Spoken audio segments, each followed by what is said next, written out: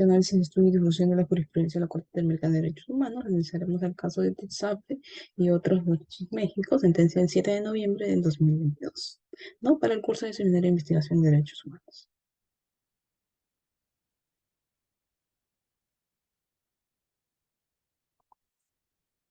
Ok, como parte de la presentación del caso, entendemos de que con fecha 7 de noviembre la Corte Interamericana dictó sentencia del caso Tutsaple, Tecpile y otros versus México. Este caso fue conocido por la Corte el 1 de mayo del 2021 y se sometió a su jurisdicción. El caso se relaciona por la presunta responsabilidad internacional del Estado mexicano por la alegada detención ilegal y arbitraria del señor Jorge Tetzapre, Gerardo Tetzapre Tepile y Gustavo Robles López por parte de agentes policiales en una carretera en la Ciudad de México, Veracruz.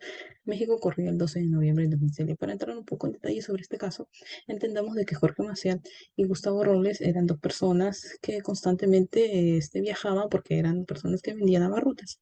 Y Gerardo Tetzapre era hermano del señor Jorge Maciel Tetzapre.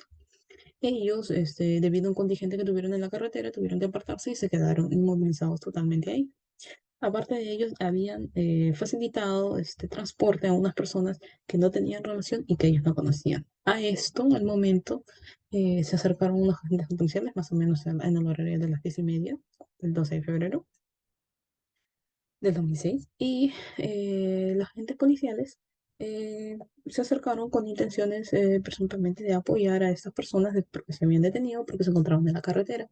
A eso la policía le consultó tanto a Jorge Maciel Totzable como a Gerardo Totzable si identificaban o conocían a las personas que ellos estaban trasladando, a lo que ellos refirieron de que eran personas que simplemente le estaban dando un aventón. Ante ello, ellos totalmente de forma arbitraria y sin un permiso de por medio, procedieron a revisar las cosas personales, tanto de Jorge Totzable como de Gerardo Totzable y Gustavo Robles, a lo que encontraron una libreta donde presuntamente ellos estaban haciendo alegoría al terrorismo, porque era un partido contrario de una libreta de una libertad sencilla, ¿no? Entonces, la policía, ante ver esto, entre el horario de las 10:30 y las 11:30, ya se los habían llevado detenidos, ¿no? Detenidos sin comunicación, sin tampoco hacerles conocer cuáles eran sus derechos, según la ley en ese entonces. Eran supuestamente 48 horas de detención, ellos estuvieron más de 48 horas e incluso lo volvieron a detener porque eh, no tuvieron ninguna respuesta. Supuestamente ellos eran eh, terroristas, ¿no? Entre comillas. Volvemos a leer esta parte, ¿no? La presunta víctima fueron supuestamente retenidas y requisitadas por agentes policiales en una orden judicial y se figuró una anotación de flagrancia. En vista del señor, se consideró que la retención resultó legal y arbitraria y creo que la posterior requisa del vehículo constituye una afectación tanto al derecho a la vida privada y que las presuntas víctimas no habrían sido informadas sobre las razones de su detención, como lo estaría explicando anteriormente. Independientemente de eso, después de este tipo de proceso, cuando ya ellos ya estaban en la prisión preventiva, la policía se había tomado, perdón, el Ministerio Público se había tomado la atribución de ingresar a los domicilios de la madre de Jorge Maciel Totzable y Gerardo Totzable como una tienda que ellos tenían, supuestamente para buscar pruebas del delito. Ok, acá lo que podemos observar es el trámite que se realiza ante la comisión.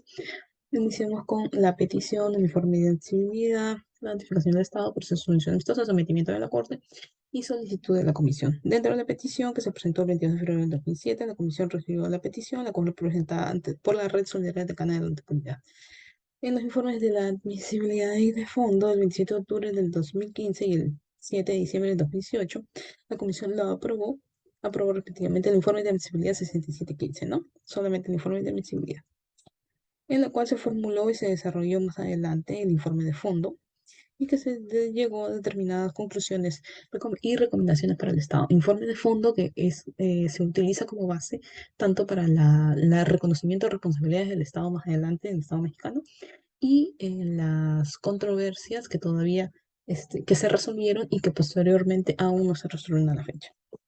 También entendamos como la notificación de Estado, obviamente pues, el Estado tiene que conocer, y el proceso de solución amistosa, donde supuestamente el Estado pues evaluó, ¿no? De forma expresa, más de 2 años notificando por el fondo, varias recomendaciones que ellos en parte procedieron a cumplir y a allanarse. Entendamos la parte del sometimiento de la Corte, que como se mencionó antes, fue el 1 de mayo de 2021. Y por último, las solicitudes de la Comisión. Con base al anterior, la comisión solicitaba ante el tribunal concluía declarar responsabilidad internacional, entre otras las reparaciones, ¿no? ¿Qué es lo que se tiene que realizar o accionar por parte del Estado mexicano? Dentro de este proceso entendamos que desde el 2006 hasta la fecha han transcurrido 14 años desde, desde que se produjo el hecho. Ahora, entendamos el procedimiento ante la Corte. Como podemos ver, la notificación al Estado y a los representantes, también es casi lo mismo. El escrito de solicitudes de argumento, el escrito de contestación, audiencia, reconocimiento personal popular, el amicus curia, que es muy importante, que fue presentado, el amicus, a ver si no me equivoco, el amicus curia fue presentado por la Clínica Jurídica de Derechos Humanos del Instituto de Altos Estudios Universitarios, ¿no? Los alegatos y observaciones finales escritas y la deliberación del presente caso. Ese es el procedimiento que se lleva ante la Corte. Ahora, ¿no? Sobre el indicado también, ¿por qué la Corte es competente para conocer este caso? Por los términos que se conocen del artículo 62, número 3 de la Convención, la Corte es competente contenciosamente de conocer los casos del Estado mexicano desde el 16 de diciembre de 1998, siendo que el Estado mexicano forma parte de la Convención desde el 24 de marzo de 1981 y lo ratificó justo en ese diciembre de 1990. Ahora bien, el Estado mexicano, como parte de este caso y parte de todo lo demás, reconoció parte de la responsabilidad, específicamente en el marco del proceso, como se había explicado, el procedimiento de la Corte, en la audiencia pública celebrada. Ellos reconocen parcialmente la responsabilidad y el cumplimiento de ciertas reparaciones. Y también alega, dentro de sus alegatos de parte y sus consideraciones en la Corte, de que se le reconozcan de que hay, como parte de las acciones que se hicieron en las reparaciones, no existe mayor incumplimiento por parte de estas. Eso es lo que alegó el Estado mexicano. Ahora veamos acá, ¿no? El Estado mexicano que formó con parte del reconocimiento, ¿no? Se allanó al proceso, reconoce la responsabilidad internacional de haber infringido los artículos 7, 11, 8 y 25, ¿no? Y el artículo 5 respecto al artículo 1.1 del mismo instrumento de la Convención. Asimismo, se indicó que se mencionó que varios puntos referidos al acto de entendimiento, como se había mencionado en el procedimiento, por lo que se requiere se tomar en cuenta al momento de su evaluación, porque ellos consideraban de que sí ellos habían cumplido con las modificatorias. Y esto es importante, con las modificatorias específicamente sobre el tema de la prisión preventiva y el arraigo que vamos a ver más adelante, porque ellos dicen que sí cumplieron con las modificatorias y esta figura ya se agregó a su constitución, lo que antes no, antes estaban ellos en su ley federal y en su ley de delitos. Ahora, la comisión tomó nota de reconocimiento parcial, ¿no? Sin embargo, destacó que responde a las conclusiones de hechos, sin embargo, no a todas las conclusiones de derechos establecidas en el informe de fondo. Como ya habíamos mencionado, se desarrolló este informe de fondo como parte de las solicitudes de parte de estas comisiones. Los representantes se toman nota de la declaración realizada por el Estado mexicano, también ellos allanan en cierta parte, pero no en todas las pretensiones de la víctima. Ahora veamos sobre las consideraciones de la Corte. En cuanto a los hechos, se tendría que si la controversia cesó respecto a la base física del caso se encontraba en controversia. Sin embargo, se mantiene la controversia respecto a cateos llevados a la casa de la madre, como ya había mencionado en el comienzo, de Toxarte Tectile, como en una tienda que era un negocio familiar. Esta controversia, y como vemos, el Estado sí se ha llenado sobre las tentaciones sanitarias, sobre la falta de comunicación de los derechos de las víctimas, entre todo el proceso de detención. Sin embargo, sobre las figuras explícitamente de afectación de la vida privada, es lo que no está de acuerdo. Es lo que el Estado mexicano menciona desde el inicio que no está de acuerdo. Sin embargo, la Corte Interamericana va a desarrollar estas dos figuras en esta sentencia, ¿no? Ahora vamos a ver qué menciona más sobre la Corte, sobre la protección de hechos, sobre la protección de derechos. No menciona que hay una afectación, una vulneración. Si existen las vulneraciones a la libertad personal, a la vida privada, a la integración personal, a las garantías judiciales. Sin embargo, ya no existe una controversia respecto a esto y eso lo menciona específicamente la Corte. Sobre el tema de las reparaciones, la Corte indica de que se ha llegado a un acuerdo en ciertas reparaciones, sin embargo, no en todo, y más adelante vamos a mencionar las reparaciones. Con respecto a las conclusiones, el tribunal se pronuncia sobre la controversia subsistente en torno a las reparaciones, analiza la compatibilidad, así también se pronuncia sobre el derecho a la integridad personal y la vida privada, que es la controversia principal de esta sentencia y donde ellos desarrollan más a fondo estas figuras debido a que es donde persiste la discrepancia entre el Estado mexicano y la representación de las víctimas. Ahora bien, antes de ingresar al tema de fondo, veamos las consideraciones previas, ¿no? Que son, el Estado mexicano presentó una sanción de preliminar con la falta de alegato al momento del proceso oportuno respecto a la violación de la total exposición de derecho interno. La Corte nota en un primer término que ese alegato no contribuye a una sanción preliminar, toda vez que su análisis no puede resultar. Estas son condiciones previas que se produjeron dentro del proceso de procedimiento de la Corte Interamericana. Y en la prueba, el tribunal admite todos los documentos presentados en su oportunidad. También estima pertinente las declaraciones rendidas, además de la cuarta junta de la documentación presentada por los representantes junto a sus alegatos finales.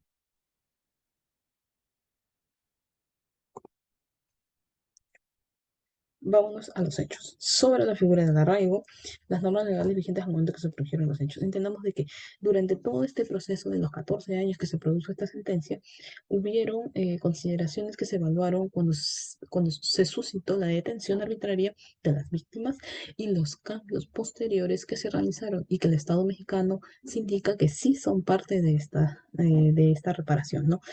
Como el artículo 133 del Código Federal, como ya lo mencionó anteriormente, su ley federal contra la delincuencia organizada, que ya ahora sí lo detallo más a fondo, el artículo 16 de la Comisión Política de México, que fue retomado, fue reformado, mire como lo pueden observar, de 2008 y 2019. Y la versión actual 103 del Código Federal Procesal, que fue gracias a la modificación de la Constitución Política, la versión actual de la Ley Federal de la Delincuencia, y del mismo modo con la reforma del 2016 a esa ley, ¿no? O sea, una norma siguiente relación a la Constitución. No los detallo a grandes rasgos, pero sí se puede observar en la sentencia que sí hubieron diferencias muy grandes sobre la figura de la evaluación por parte de las autoridades del 2006 a la figura de la evaluación a la fecha, ¿no? Como de los 90 días, por ejemplo. Sobre la figura de la prisión preventiva. La norma vigente en el momento que se produjo el hecho presente el caso, ¿no? Igual que anteriormente podemos ver que la Constitución Política ya lo establecía en su artículo 16, tanto en su artículo 161, 168 del Código Procesal Penal Mexicano, y el artículo 19, que fue reformado en 2011, y el artículo 3 de la Ley Federal de Delincuencia. Entendamos que en todo, nuevamente, vuelvo a reiterar, en este transcurso hubieron muchos cambios para la evaluación de lo que se suscitó tanto en las figuras de la arraigo y de la prisión preventiva, que si bien la sentencia lo desarrolla, no significa de que sean sometidas a controversia. Estos no son parte de la controversia, son solamente aclaraciones que hace la sentencia y hace la Corte. Ahora bien, nuevamente volvemos a tocar sobre la detención de la prevención de la libertad en el proceso contra Jorge Marcial y Gerardo Tzape, ¿no? Sobre Jorge Marcial y Gerardo Tzape, ¿no? Como mencioné anteriormente, ambos eran Gustavo Robles y Marcial, simplemente eran conocidos, agarroteros, se encontraban en una carretera, tuvieron un pequeño contratiempo con su vehículo y fueron detenidos arbitrariamente. Y esto se suscitó en menos de, las arrestaron, por así decirlo, un 12, si no me equivoco, 12 de febrero, y terminaron saliendo un jueves, si no me equivoco, que al final los volvieron a arrestar. Así de rápido, fáctico, arbitrario, se suscitó. Sobre la detención de Jorge Marcial, nuevamente, ¿no? Porque se suscitó la detención. Nuevamente, volvemos a decir, en este caso, los acusaron de un delito de terrorismo, porque ellos estaban afianzados, porque Jorge Totsaple, eh, perdón, Jorge Marcial y Gerardo Totsaple Tecpile, ambos eran hermanos del líder del partido contrario del gobierno de ese entonces, al cual acusaban de terrorismo. Al ser hermanos y encontrar estas notas y encontrar propaganda política en la casa al momento de la revisión totalmente arbitraria de la casa de estos dos señores, ellos concluyeron de que debía realizarse de esa manera. Además de que sobre esta detención no se les comunicó por qué, no se les notificó, ni siquiera se les dio una legítima defensa, no se les tomó de una u otra forma ningún tipo de declaración y al momento cuando ellos se acercaron a la casa de arraigo, porque ellos los mandan a una casa de arraigo, no regresan a su centro, a su domicilio original.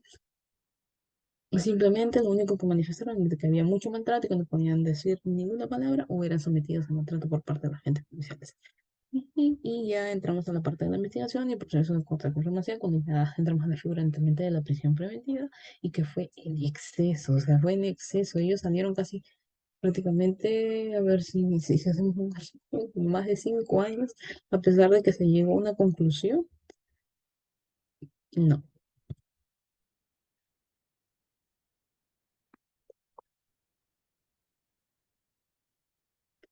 De ahí vemos también sobre los recursos de amparo interpuestos que realizaron los familiares, específicamente cuando se realizó la figura de arraigo, la figura de la prisión preventiva. O sea, los familiares interponían el recurso de amparo y las judicaturas declaraban improcedentes los recursos de amparo, y una fue tan absurda de que presentaron su recurso de amparo contra la ley y dijeron, no, ya no es un tema de arraigo, sino es un tema de prisión preventiva. Como ya cambió la figura, como ya cambió de competencia entre juzgados, improcedente tu recurso de amparo. Así, tal cual. Sobre la decisión de otorgamiento de los organismos nacionales e internacionales. Al momento de que ellos resolvieron, se dieron cuenta de que ellos literalmente no eran culpables de los delitos que se les estaba acusando y que se les sentenció, sí, quizá por el delito de Flandes, si no me equivoco, que les dieron 4 meses, habían estado más de 4 años en prisión, por prisión preventiva, o sea, no tenía sentido. Y se decidieron las amenazas en contra de la abogada de las víctimas de muerte. Como la abogada era parte de una ONG en defensa de estas personas que estaban siendo víctimas de esta figura del arraigo y de la prisión preventiva de forma totalmente arbitraria, utilizada para, no con una correcta interpretación jurídica, ni siquiera un fundamento coherente, como lo dice la Corte en su sentencia, fue amenazada para que ella no participara porque decía que ella había participado. Ahora, lamentablemente, dentro de este proceso, el señor Gustavo Roque fallece, pero estas circunstancias no estaban vinculadas a este toma de decisiones. De la evaluación de fondo de la evaluación de fondo, que es principalmente lo de la controversia, entendamos a los derechos a la libertad, a la presunción de inocencia, de las relaciones contra la violación de respeto de derechos, contra la violación de derecho interno y los derechos a la integridad personal y la vida privada en relación a la obligación de respetar los derechos. Entre ellos, en ambos encontramos a los delegados de parte, con el de la Corte y delegados de la parte y la Comisión y Constitución de la Corte. Ahora bien, entendemos que a la derecho a la libertad personal, como la analiza, ¿no? En términos generales, por la Corte, cualquier figura naturaleza preprocesada que busca restringir la libertad de una persona que lleva a cabo una investigación sobre delitos de una habría cometido resulta intrínsecamente contraria al contenido de la convención. En lo que respecta a la relación con el paciente una referente al presidente que fue encontrado contrario a lo que significa la Convención Interamericana. Esto solamente es un pequeño resumen de toda la parte concluyente de la sentencia, porque en realidad solamente es la parte fundamental. Dice, no ha sufrido una modificación con respecto a la Constitución vigente y que fue aplicada. O sea, si bien ha habido una modificación del código de su constitución a través de su código federal, esto no se ha plasmado netamente en la figura y contraviene a nuestra convención americana. Por último, el tribunal se indica, ¿no?, que acerca del hecho que esta figura resulta contraria a la convención, expuesto a la Corte nota que el Estado notó que el Estado manifestó que actualmente contaba con un sistema penal acusatorio. Las dos figuras analizadas en este capítulo resultan inconvencionales porque precisamente vulneran un tipo de derecho al sistema. Eso queda claro. Ahora, sobre los derechos a la integridad personal y a la vida privada en relación con la obligación de respetar los derechos. Los alegatos por parte de la Comisión, consideraciones de la Corte, el derecho a la integridad personal de Jorge Manuel Zapler, y en estos dos puntos que son los más importantes. La requisa del vehículo en el que se encontraban las víctimas y el cateo llevado a cabo en la casa de la madre. ¿Qué es lo que nos dicen las noticias sobre riqueza de vehículos? Que al no tener ellos un permiso, tener fundamentos sin razones, ni siquiera ellos se encontraban infragantes, simplemente estaban a un lado de la carretera porque tenían un problema vehicular y ellos, sin ningún permiso, sin ningún fundamento, sin nada por el estilo, y que supuestamente estaban con buenas intenciones, quisieron realizar esa la requisa. Y eso la Corte lo ve como una clara vulneración de la integridad personal y de la vida privada en relación de la obligación a respetar los derechos, lo que contraviene a la Comisión Interamericana y al libre desarrollo de las personas. Lo mismo sucede con el cateo a cabo de la madre, porque ellos no tenían razones ni fundamentos para poder realizar este cateo de la madre de Tuxtla. O sea, ellos decían de que por ser familiar tenían la obligación de solicitar este cateo, lo que no tenía sentido. Ahora bien, entramos al caso ya de las reparaciones, como decía anteriormente, y al momento de finalizar la sentencia, la Corte estableció en su sentencia que esta cumplió una forma de reparación, sin embargo, determinó lo siguiente. Dejó sin efecto su ordenamiento interno, que se deje el Estado mexicano un ordenamiento interno de personas relativas a la regla naturaleza procesal, porque sabemos que no concluye, o sea, no es práctico. Si bien existe controversia, no es fundamental, no es fondo. Realiza publicaciones y difusiones a la sentencia, resumen oficial, realiza un acto público de reconocimiento, brinda tratamiento médico, psicológico y psiquiátrico social a las víctimas. Esto solamente es lo trascendental nada más, no es todo. Y paga la cantidad fijada o acordada para la reparación. Ahora la Corte, en sus puntos resolutivos, decide, declara y dispone, ¿no? Decide por unanimidad aceptar el reconocimiento de la responsabilidad, esto es muy importante, y por unanimidad determinar la responsabilidad en estos 4 puntos de ciertos puntos de la Convención Interamericana de Derechos Humanos más sometidas a la integridad personal, a las garantías judiciales, a la libertad personal, entre otros. Y él dispone por unanimidad, el Estado deberá dejar sin efecto en su ordenamiento interno ciertas disposiciones procesales como cumplimiento y debe dejar, brindará de forma adecuada el tratamiento médico psicológico como se mencionó anteriormente como parte de las reparaciones. Eso es todo, ese es un resumen de una sentencia muy importante porque me parece, como opinión personal, el Estado mexicano reconoció las falencias que sus agentes, como ya nos decía Pedro Níquel en algunos de sus artículos, las falencias del Estado que tienen como agentes policiales, el poder que ellos tienen sobre nosotros y el poder ejercido del ordenamiento del Estado contra su población, no, para su población, para resguardar la seguridad de su población. Sin embargo, como dicen, nosotros no nos encontramos en igualdad de condiciones al momento de que un agente policial ejerciendo y representando al Estado trata o arbitrariamente, desligadamente de la naturaleza de los derechos humanos, de nuestros derechos de primera categoría y segunda categoría, ya acercándolo un poco a nuestro derecho peruano, vulnera nuestros derechos civiles de primera generación. Y en este caso vendrían a ser los derechos civiles de primera generación. Eso es todo, muchas gracias, espero que les haya gustado mi presentación. Hasta otra oportunidad.